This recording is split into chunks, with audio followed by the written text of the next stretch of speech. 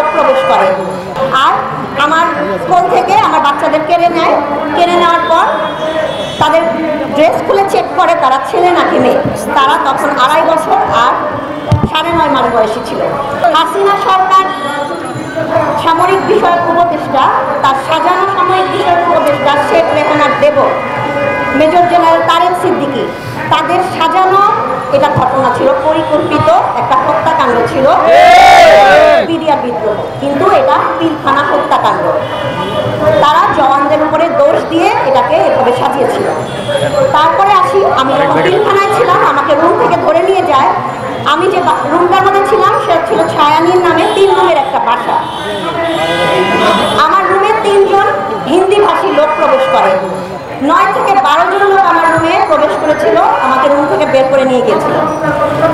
বের করে নেওয়ার পর আমি খেয়াল করেছি 3 জন লোক হিন্দি ভাষায় কথা বলছিল। আর পিলখানাতে 3 বছরের মতো আমার হাজবেন্ড, বিডিআরে 3 বছর আমার হাজবেন্ড পোস্টিং ছিল। আমি কোনোদিন কোনো সৈনিকের মুখে হিন্দিতে কথা শুনিনি, তারা হিন্দি ভাষায় কথা বলছিল। আর আমার স্কুল থেকে আমার বাচ্চাদের কেড়ে নেওয়ার পর তাদের ড্রেস খুলে চেক করে তারা ছেলে নাকি মেয়ে। তারা তখন 2.5 বছর আর 9.5 মাস বয়সী ছিল। চেক করে তাদেরকে বলে যে পাকিস্তানি বাচ্চা একটাকেও বাঁচিয়ে রাখবো না। বিডিআর সদস্য কি কখনো বলবে পাকিস্তানি বাচ্চা একটা বাঁচিয়ে রাখবো না? নাকি আমার হাজবেন্ড পাকিস্তানি ছিল, আমি পাকিস্তানি ছিলাম, আমরা কি বাংলাদেশি না? বাংলাদেশে জন্ম নিয়েছি না? আমার বাবা মা, তানভীরের বাবা মা কি বাংলাদেশি না? তাহলে কেন বলা হয়েছিল যে পাকিস্তানি বাচ্চা বাঁচিয়ে রাখবো না? এই কথাগুলো কার সাজানো, কার কথা? এগুলা কি অন্য দেশ থেকে বলা না? যারা হিন্দি এই কথাগুলা আমি 3 মার্চ 2009 সালে তারেক সিদ্দিকীর মিসেস শাহিন সিদ্দিকীকে বলেছিলাম। ওনাকে বলার পর উনি তখন আমাকে বলেছে এই কথা কোনোভাবে কোনো মিডিয়া কোনো জায়গায় বলা যাবে না। আমি কখনোই থামিনি, আমি বলেছি, আমি মিডিয়াতে বলেছি, সেই কথাগুলো কখনো প্রকাশ করতে দেওয়া হয়নি। আমি এখন তাহার আপনাদের কাছে স্টেটমেন্ট দিয়েছি, এই কথাগুলোর উপরে আমি কখনো সাইন করতে চেয়েছি, সাইনের কাগজগুলো জমা নেওয়া হয়নি। আমি আর্মি হেডকোয়ার্টারে জমা দিয়েছি, তখন মঈন আহমেদ ছিলেন, কিন্তু এই জিনিসগুলো তারা রাখেননি। আমাকে তারা পরিকল্পিতভাবে তৈরি করে দিয়েছে যে স্টেটমেন্ট, ওখানে সাইন করতে বলেছে, যেটায় হিন্দি ভাষা কথাটা লেখা ছিল না, কিন্তু আমি সেখানে সাইন করিনি। তার কারণে আমাকে এই পর্যন্ত, মানে আজকের দিন পর্যন্ত, একটু আগে এনএসআইয়ের একজন লোক এসে আমাকে হ্যারাস করেছে। এই ঘটনাগুলো আমার সাথে রিপিটেডলি হয়ে যাচ্ছে। আমার যোগ্য সন্তানকে আইএসএসবি থেকে বাদ করা হয়েছে, এবং আমি কোনো কিছু নিয়ে, কোনো বাহিনীকে নিয়ে ছোট করে কথা বলতে চাচ্ছি না, কিন্তু অনেকের অযোগ্য সন্তান থাকছেন এবং যোগ্য সন্তানদের বাদ দেওয়া হচ্ছে। লেফটেন্যান্ট জেনারেল মুজিবের সন্তান এবার 87তম লং কোর্সের অফিসার হয়ে বের হয়েছেন। সে যে খুনি একজনকে বরখাস্ত করা হয়েছে, সে তো পালিয়ে গেছে। তার ছেলে কি এখন আর্মি অফিসার হইতে পারে? আমাদের এত কমিটমেন্ট দেওয়া হয়েছে, আমি সেগুলোতে আসবো না, কিন্তু আমার সন্তান ক্যাডেট কলেজ থেকে পাস করার পর সে কি আইএসএসবি থেকে বাদ করার মতো সন্তান হইতে পারে? তাকে প্রথম দিন অনেক অপমান করা হয়েছে, আমি সেখানে গেলাম না। আমি শুধু এতটুকু বলতে চাই, আমার সন্তানকে কেন বাদ করা হয়েছে? কারণ আমি হিন্দি ভাষা এখনো শুনতে পাই। আমি সেপ্টেম্বরে শুনেছি, আমি অক্টোবর মাসে শুনেছি। আমার স্টেটমেন্ট নেওয়া এখনো হয় না। আমি সেনাপ্রধানের কাছে দরখাস্ত করেছি, আমার দরখাস্তের কোনো উত্তর আসে নাই। 3টা দরখাস্ত করেছি। আমি সেনাপ্রধানের সাথে 6 আগস্ট থেকে আমি 5 নভেম্বর পর্যন্ত দেখা করতে চেয়েছি। ব্রিগেডিয়ার জেনারেল এহসান আছেন, উনি কোনোভাবেই এটা দেখা করতে দিচ্ছেন না। আমার হাজবেন্ডের লাশটা আজ পর্যন্ত আনআইডেন্টিফাইড। আমাকে এটা কোনোভাবেই ব্যবস্থা করে দেওয়া হচ্ছে না যে আমি কিভাবে আমার হাজবেন্ডের ডেড বডিটা পাবো। এখন বিডিআর সদস্য যারা আছেন তারা তো অনেকে কষ্ট করছে, তাদের পরিবার কষ্ট করছে, তারা নির্দোষ অবস্থায় জেলে আছে, তাদের জামিন হচ্ছে না। এগুলোর কি কোনো বিচার হবে না? তারা সুবিচার পাবে না? আমরা তো পাচ্ছি না, তারাও পাচ্ছে না। এই বিচার আমরা কার কাছে পাবো? কমিটি হবে, এভাবে চলতে থাকবে। এটা একটা চলমান প্রসেসেই থাকবে। কতদিন থাকবে? সবকিছু না হয় হবে, আমি বুঝলাম, কিন্তু কতদিন? আপনারা আমাদের সাহায্য করেন যেন আমরা এই জিনিসটা খুব দ্রুত সঠিকভাবে বিচার পায়। ধন্যবাদ। যে বাংলাদেশের সার্বভৌমত্বের সবথেকে বড় প্রহরী হচ্ছে বাংলাদেশ সেনাবাহিনী, আর তারপরেই বিডিআর। এই দুইটা বাহিনীকে পিলখানার যে হত্যাকাণ্ড ঘটানো হয়েছে, এটা ভারতীয় বাহিনীর একটা খুব সূক্ষ্ম প্ল্যানিং এবং তাদের দোসর খুনি হাসিনার সহযোগিতায়, দল হিসাবে আওয়ামী লীগের সহযোগিতায় এই বাংলাদেশে কার্যকরী করা হয়েছে। এমনভাবে এটা প্ল্যান করা হয়েছে যেখানে 57 জন সেনাবাহিনীর অফিসার মারা যাওয়াতে সেনাবাহিনীর মনোবল অনেকটা নষ্ট করা গেছে। একই সময়ে বিডিআর বাহিনীকে এই সেনাবাহিনীর খুনি হিসাবে প্রমাণ করার একটা অপচেষ্টা করেছে ভারত এবং তার দোসর খুনি হাসিনা।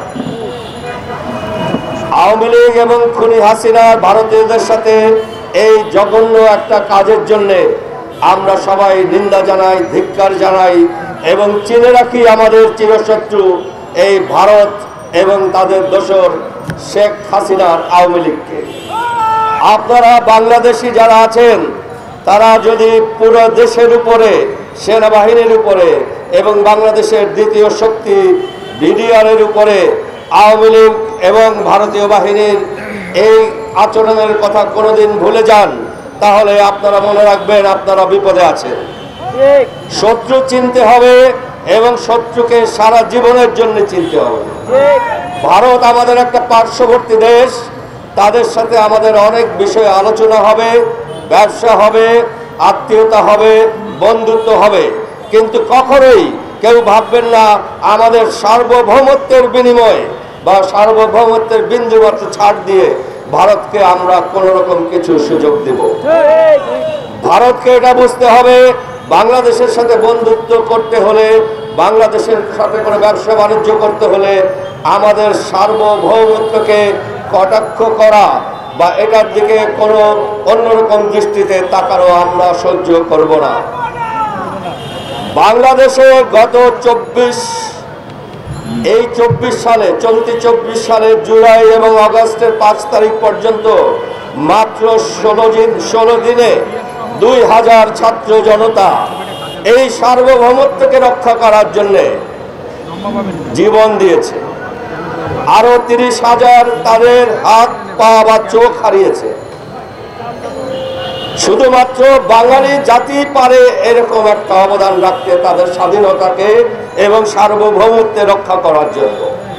ভারতের দৃষ্টি আকর্ষণ করে বলছি, আপনারা যদি মনে করেন আপনারা বিরাট একটা দেশ, অনেক সমরাস্ত্র আছে আপনাদের, কিন্তু আপনাদের যা নেই তা হলো 16 দিনে 2000 ভারতীয় কোথাও জীবন দিয়ে কখনো দেখাতে পারবেন না।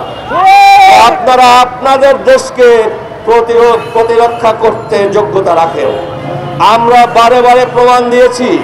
আমরা 71 সালে স্বাধীনতা যুদ্ধের সময় 30 লক্ষ প্রাণ দিয়ে প্রমাণ দিয়েছি আমরা স্বাধীনতা অর্জন করতে জানি। আমরা 24 সালে মাত্র 16 দিনে 2000 ছাত্র জনতা প্রাণ দিয়ে প্রমাণ করেছি আমরা সেই স্বাধীনতা রক্ষা করতেও জানি। আপনারা যদি একটা জীবন মরণ যুদ্ধে আমাদের সাথে কোনোদিন লিপ্ত হতে চান, তাহলে শুধু মনে রাখবেন আমরা অকাতরে স্বাধীনতার জন্য আমাদের জান দিয়ে থাকি। বাঙালি কখনো হার মেনে নেয় না এবং আমরাও নেব না। আমাদের উপদেষ্টা পরিষদের ব্যাপারে নানা রকম কথা শোনা যায় কারো কারো ব্যাপারে। আমি সেরকম কোনো নাম নেব না বা বিস্তারিত কিছু বলবো না। আমি ভারতীয়দের যেমন মনে করিয়ে দিলাম যে বাঙালি 16 দিনে 2000 প্রাণ দিয়ে এই 24 সালে প্রমাণ করেছে তারা বিশ্বাসঘাতকদের সাথে কি করতে পারে। আমাদের উপদেষ্টা পরিষদে যদি এরকম কেউ থাকেন, ঘোরাক্ষরও চিন্তা করবেন না যে আপনাদের বাঙালি ভুলে যাবে। আপনারা কেউ যদি বিশ্বাসঘাতকতা করেন এই জাতির সাথে এবং তাতে যদি বাঙালি আবার প্রাণ দেওয়ার ক্ষেত্র প্রস্তুত হয়, তাহলে সেক্ষেত্রে প্রাণের বিনিময়ে প্রাণ নিয়ে বাঙালি তারপরে এটা বুঝে নেবে। আপনারা যারা ভিন্ন রকম কোনো চিন্তা মাথায় নিয়ে ঘুরছেন, তাদের জন্য আমার সতর্কবাণী, আপনারা জীবন নিয়ে খেলছেন, জীবন নিয়ে খেলবেন না। সে জীবন আপনারই হোক বা আমারই হোক। আমরা চাই না আর রক্তপাত, আমরা শান্তি চাই, আমরা সুস্থ একটা সমাজ ব্যবস্থা চাই, আমরা সুষ্ঠু একটা রাষ্ট্রীয় ব্যবস্থা চাই। কিন্তু সেটা কখনোই আমাদের স্বাধীনতা এবং সার্বভৌমত্বের বিনিময়ে নয়। পিলখানা হত্যাকাণ্ডের ব্যাপারে আমরা আমাদের দাবি পেশ করেছি। যত দ্রুত সম্ভব তদন্ত কমিশন করতে হবে। মাননীয় উপদেষ্টা 5টি ওয়ার্কিং দিবসের মধ্যে এটা করতে চেয়েছেন। আমরা দেখব আপনারা কি করেন। বিজিবির নাম পরিবর্তন করে বিডিআর নামকরণ করতে হবে, কারণ এই বিডিআর নামের সাথে জড়িয়ে আছে আমাদের দেশের একটা গৌরবময় বাহিনীর প্রায় 250 বছরের ইতিহাস। এই ইতিহাস মুছে ফেলা যাবে না, এই ইতিহাস মুছে ফেলা আমরা মেনে নেব না। ভবিষ্যতে বাংলাদেশে কোনো রকম যদি আবার এই ধরনের ঘটনা ঘটে, এবার জনগণ কিন্তু রুখে দাঁড়াবে তাদের বিরুদ্ধে। আপনাদের সবাইকে ধন্যবাদ জানিয়ে শেষ করছি।